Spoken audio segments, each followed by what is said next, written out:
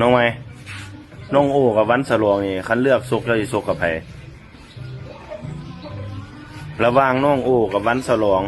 ให้เจ้าเลือกเอาผู้หนึงเจ้าสิซกกับไผ เอาวัดฉลอง เพื่อยังค่อยเอาวันสลอง มักจะตัวแข็ง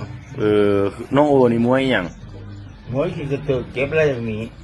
เจ้าเลยบ่อยากซกน้ำแมันบ่ อืม โอ้อยากเจอกับวันสลองเนาะเพราะว่าบ่ เอามักตัวแข็งนั่นแหละ เออ